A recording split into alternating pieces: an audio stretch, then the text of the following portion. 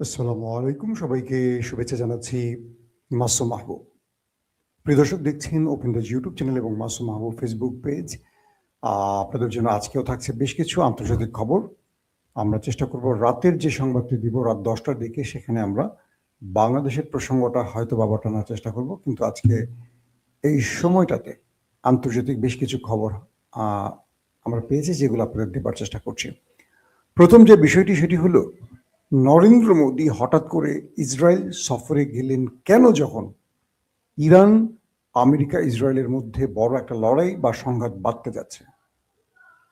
2 নম্বর গুরুত্বপূর্ণ খবর, ইরানের সর্বোচ্চ নেতা আয়াতুল্লাহ আলী খামেনির উপর হামলার খবর পাওয়া গেছে। তিনি কেমন আছেন, কোথায় আছেন, সে বিষয়টি জানাবো। 3 নম্বর, ইরানের মিসাইল নিয়ে এখন পর্যন্ত টেনশনে আছে দখলদার এবং পশ্চিমা দুনিয়া, যে কারণে তারা সময় সুযোগ করে এখনো ইরানে আক্রমণ করতে পারছে না, কারণ ইরানের পাল্টা প্রতিরোধের আশঙ্কায় তাদের মূল ভয়ের কারণ। চলেন আমি 3টা প্রসঙ্গে আজকে আলোচনা আপনাদের তুলে ধরার চেষ্টা করছি। প্রথম, নরেন্দ্র মোদী এই মুহূর্তে কোথায় আছেন?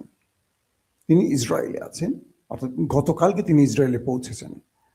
তিনি যখন ইসরায়েলে পৌঁছন এবং ইসরায়েলের পার্লামেন্টে তিনি উপস্থিত হন, তখন তাকে করতালি দিয়ে পুরো ইসরায়েলের পার্লামেন্ট মেম্বাররা বরণ করে নেয়। দৃশ্যটা অদ্ভুত এবং অভূতপূর্ব। কিরকম?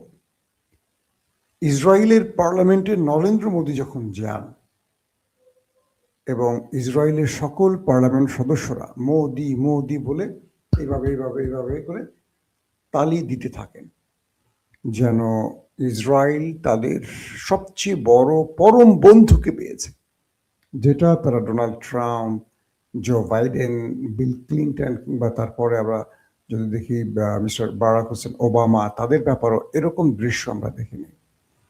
কিন্তু নরেন্দ্র মোদীকে এমনভাবে সংবর্ধনা দেয়া, এমনভাবে বরণ করার দৃশ্যটি সত্যিকার অভূতপূর্ব।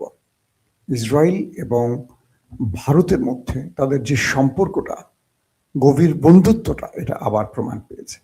আসলে উদ্দেশ্যটা কি? একদিকে পাকিস্তানকে শত্রু ভাবছে দখলদাররা, একদিকে ইরানকে শত্রু ভাবছে, পুরো মুসলিম বিশ্বকে শত্রু ভাবছে, তুরস্ককে শত্রু ভাবছে, কিন্তু বন্ধু ভাবছে ভারতকে, বন্ধু ভাবছে আমেরিকাকে। কারণটা কি? নরেন্দ্র মোদী সেই পার্লামেন্টে বলেছেন, আমরা ইসরায়েলকে বন্ধু রাষ্ট্র ভাবি, শুধু ইসরায়েল নয়, আমরা ইসরায়েলের দুঃসময় বা ইসরায়েলের যে কোনো বিপদে সবার আগে তার পাশে থাকব। কখন এই কথাটা নরেন্দ্র মোদী বলছেন? যখন ইরানের উপর যে কোনো সময় আক্রমণ হতে পারে। তার মানে ইরানের এক সময়ের খুব কাছের মিত্র ভারত আজকে ইসরায়েলের মাটিতে দাঁড়িয়ে বলছে, ভারত ইসরায়েলকে যে কোনো বিপদে সাহায্য করতে চায় এবং ইসরায়েলকে রক্ষায় যে কোনো পদক্ষেপ ভারত নেবে। ইসরায়েলের পার্লামেন্টে ভারতের প্রধানমন্ত্রী বলছেন। তার মানেটা হলো যে ইরান স্পষ্ট কি বলবো, ভারতের মেসেজটি পাচ্ছেন যে ভারত আসলে কি বোঝাতে চাইছে তাদেরকে। এখানে ইরানের একটা ভুলের উদ্দেশ্য, মানে ভুলটা আসলে তুলে ধরা উচিত আপনাদের কাছে। সেটা হলো, পাকিস্তান এবং ইরানের মধ্যে লড়াই তো বহুদিন ধরে, জানেন তো, 47-এর পর থেকে। এই ইরান তার রাজনৈতিক কারণে হোক বা যে কোনো কৌশলগত কারণে হোক, তারা পাকিস্তানের বিরোধিতা করে এবং তারা বরাবরই ভারতের পক্ষে থাকে। এবং ভারত এই ইরানকে ব্যবহার করে আফগান এবং ইরান সীমান্ত দিয়ে পাকিস্তানকে বারবারই উত্তেজিত করেছে। পাকিস্তানে অনেক আক্রমণের ঘটনাও ঘটেছে এবং আমরা দেখেছি যে ইরান সবসময় যে কোনো ইস্যুতে পাকিস্তানের বিপক্ষে দাঁড়িয়ে তারা দাঁড়িয়েছে ভারতের পক্ষে। এই এই ইরান, যে ইরানের কথা বলছি, আজকে সেই ইরান, খেয়াল করে দেখেন যে কি ভাগ্যের নির্মম পরিহাস, সেই ইরানের বিরুদ্ধে ভারত ইসরায়েলে দাঁড়িয়ে হুঁশিয়ারি দিচ্ছে যারা ইসরায়েলকে যে কোনো বিপদ থেকে রক্ষে পাশে থাকবে। আর আমাদের সেই মুসলিম দেশ ইরান, তারা পাকিস্তানের ব্যাপারে তাদের ভুল সিদ্ধান্ত বুঝতে পেরেছে, অথচ সেই পাকিস্তান এখনো গোপনে গোপনে ইরানকে সাহায্য করছে। ইরান তার কি বলবো ভুল বুঝতে পেরেছে, নাকি ইরান তার কৌশলে কোনো পরিবর্তন এনেছে জানি না। যদি ইরান তার ভুলটি বুঝতে পারে, আমার মনে হয় এটা ইরানের জন্য সবচেয়ে বড় পাওয়া হবে। কারণ এই পাকিস্তান বা এই তুরস্ক ইরানকে এখন যে সাপোর্টটা দিচ্ছে, এটা ইরান কল্পনাও করেনি। অথচ এই ইরান এই কি বলবো আপনাদের তুরস্কের মধ্যে বহুবার বহুত কুকাজ করেছে। এখন পর্যন্ত তারা সুযোগ পেলে তুরস্কের বিরুদ্ধে কাজ করে, এবং তুরস্কের এরদোয়ান সরকারের বিরুদ্ধে ইরান তার সর্বোচ্চ গণমাধ্যম ব্যবহার করে।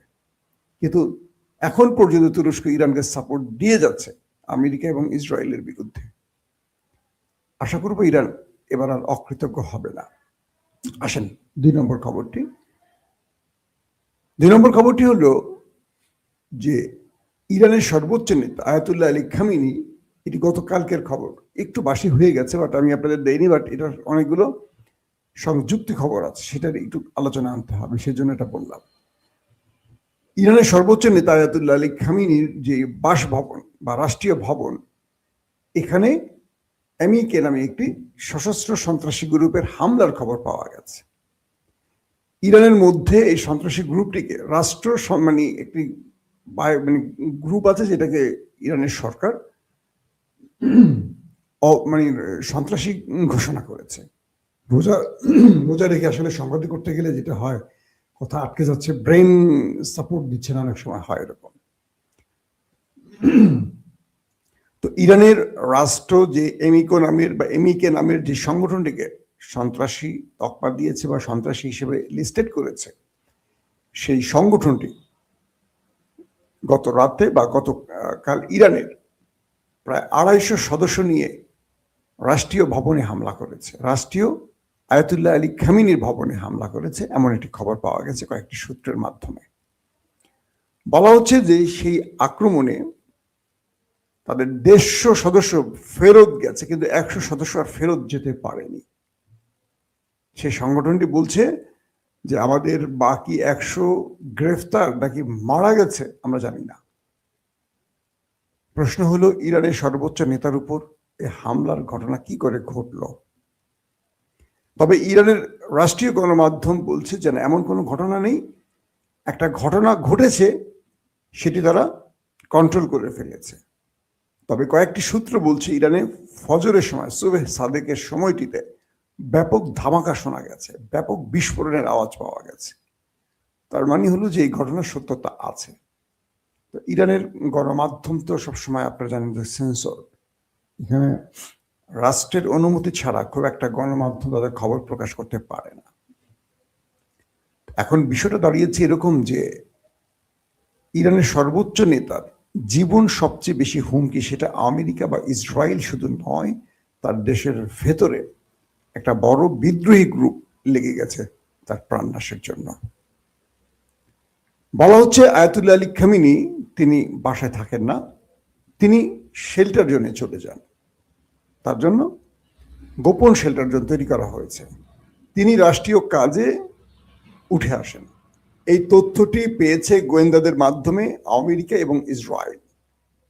তারপর সেই সূত্র ধরে সেই বাহিনীটি সেখানে ঢুকে পড়ে 250 সদস্য নিয়ে, এবং তারা ব্যাপক বিস্ফোরণ ঘটায়। কিন্তু ইরানের রাষ্ট্রীয় বাহিনী বা নিরাপত্তা বাহিনীর সাথে তারা পেরে ওঠে না।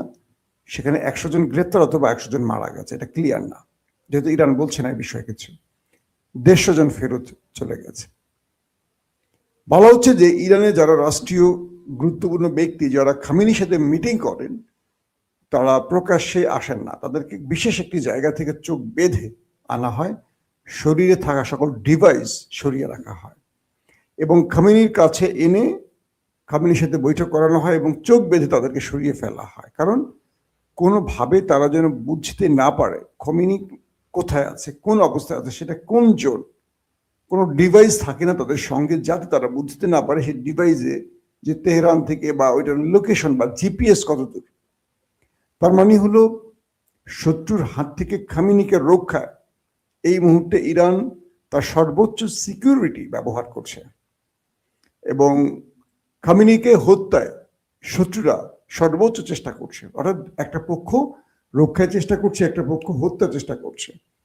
বলা হচ্ছে সেই যে গ্রুপটি, সশস্ত্র গ্রুপটি হামলা করেছে তাদের নেপথ্যে আমেরিকা কিংবা দখলদারদের হাত রয়েছে, এমনটি ইরানের পক্ষ থেকে দাবি করা হয়েছে। দর্শক, ইতিমধ্যে হিজবুল্লাহর প্রশংসা করেছেন ডোনাল্ড ট্রাম্প। পাশাপাশি হিজবুল্লাহ ঘোষণা দিয়েছে যে ইরান এবং ইসরায়েলের মধ্যে যদি কোনো যুদ্ধ বাধে তারা নিরপেক্ষ অবস্থানে থাকবে, অর্থাৎ তারা কোনো পক্ষে দাঁড়াবে না। কিন্তু যদি ইরানের সর্বোচ্চ নেতা, ধর্মীয় নেতা আয়াতুল্লাহ আলী খামেনির উপর কোনো আক্রমণ হয় বা তাকে জীবন নাশের চেষ্টা করা হয় বা জীবন নাশ করা হয়, সেক্ষেত্রে হিজবুল্লাহ তার সকল শক্তি নিয়ে ঝাঁপিয়ে পড়বে। এবং শুধু ঝাঁপিয়ে পড়বে নয়, হিজবুল্লাহ যতক্ষণ টিকে থাকবে তারা শত্রুর বিরুদ্ধে সেই লড়াইটা করবে। তার মানে হিজবুল্লাহ বলে দিচ্ছে তাদের মিশনটা বা প্ল্যানটা, সেটা হলো ইরান ইসরায়েল লড়াই হলে তারা চুপ থাকবে, কিন্তু আয়াতুল্লাহ আলী খামেনির উপর যদি কোনো হামলা হয় এটা হিজবুল্লাহ মানবে না। তারা বলছে যে আমরা একযোগে আমাদের সকল মিসাইল ব্যবহার করব, এতে আমরা টিকে থাকি পৃথিবীতে কিংবা না থাকি, আমরা শত্রুর পুরোটাকে, মানে আমাদের পুরো শক্তিটাই শত্রুর বিরুদ্ধে ব্যবহার করব। তার মানে হিজবুল্লাহ বোঝাচ্ছে আয়াতুল্লাহ আলী খামেনি তাদের রেড লাইন। এই রেড লাইন যারা ক্রস করবে তাদের জন্য তারা সর্বোচ্চ গজব নামাবে। এখন ইরানের উপর দখলদারদের আক্রমণ বা আমেরিকার হামলা পরিকল্পনাগুলো বারবারই পরিবর্তন হচ্ছে। কখনো মনে হচ্ছে যে কোনো সময় তারা আক্রমণ করবে, কখনো মনে হচ্ছে তারা একটু ভয়ে বা হিসেব নিকেশে ভুলভাল করার কারণে সেটাকে শুধরে নিচ্ছে। সাম্প্রতিক সময় অনেকগুলো খবর এসছে এবং এমনও জানা গেছে যে ইরান এমন কিছু মিসাইল প্রস্তুত রেখেছে যে ইরানে আক্রমণের সঙ্গে সঙ্গে ইরান আমেরিকার সবচেয়ে গর্বের জায়গা, তাদের যে এয়ারক্রাফট ক্যারিয়ার আব্রাহাম লিঙ্কন, এটাকে ধ্বংস করে দেবে এবং মধ্যপ্রাচ্যে থাকা ইরানের আশপাশে যতগুলো টাওয়ার সিস্টেম অর্থাৎ রাডার সিস্টেম আছে প্রত্যেকটাকে ধ্বংস করে দেবে। ইরান বলছে যে মধ্যপ্রাচ্য এবং তাদের পার্সিয়ান গালফে অথবা উপসাগরীয় অঞ্চলে আমেরিকার যে জাহাজগুলো আছে, ওয়ারশিপ কিংবা তাদের যেই কি বলবো যে আকাশ প্রতিরক্ষা সিস্টেম সহ বা তাদের সকল ব্যবস্থাগুলো যুদ্ধের জন্য যেগুলো তারা টেনে এনেছে সিরিয়া থেকে ইরাক সীমান্তে, আরো সৌদি, বাহরাইন, আরব আমিরাত, কাতার, কুয়েত, জর্ডান, যে অঞ্চলগুলোতে আমেরিকার ঘাঁটি আছে, একটা ঘাঁটিও নিরাপদ থাকবে না, প্রত্যেকটা ঘাঁটিতে আক্রমণ করবে ইরান একযোগে। আর ইরানের পক্ষ থেকে এটা বলা হয়েছে যে তারা আক্রমণের প্রথম ধাপই তারা শত্রুকে সর্বোচ্চ প্রতিঘাতটা করবে। মানে আমাকে আক্রমণ করবেন, আমি আপনার সাথে আলোচনা করবো, এটা হবে না। ইরান আর আলোচনা করবে না, আক্রান্ত হবার সাথে সাথে ইরান জবাব দিবে, সেটা ইরানের পক্ষ থেকে বলা হয়েছে। তারা বলছে যে আমরা পূর্বের মতো একইভাবে এবার আমাদের শত্রুকে মোকাবেলা করব না, আমরা নতুন আদলে করব। আমরা বারবারই আলোচনা চেয়েছি কিন্তু শত্রু আমাদের সাথে আলোচনার নামে হামলা করেছে এর আগে, তো এবার আমাদের উপর হামলা হলে আমরা সেই হামলাটা মোকাবেলা করব আমাদের শক্তিমত্তার উপর ভিত্তি করে। তার মানে আমেরিকা এই বিষয়টি বুঝতে পেরেছে যে এখন ইরানের উপর হামলা হলে ইরান যে পাল্টা জবাব দেবে এটা লম্বা যুদ্ধের দিকে টেনে নেবে। আর আমেরিকা আসলে এই সময় লম্বা যুদ্ধ করতে চায় না, তারা সংক্ষিপ্ত একটা আক্রমণের মাধ্যমে বিজয় তুলে নিতে চায়, যেটা ইরানে হয়তো তারা পারবে না। যে জন্য আমি কালকে না পরশু দিনের খবর আপনাদের বলেছিলাম যে ইরানের বিরুদ্ধে মার্কিন জেনারেলরা আসলে যুদ্ধ করতে চাইছেন না। সিআইএ প্রধান, তাদের joint chief of staff chairman, তারা প্রত্যেকেই ট্রাম্পকে বলেছেন এই যুদ্ধ থেকে বেরিয়ে আসতে, আলোচনার মাধ্যমে সমাধান খুঁজতে। দর্শক, আজকের মতো বিদায় নিচ্ছি, প্রত্যেকে ভালো থাকবেন, আল্লাহ হাফেজ।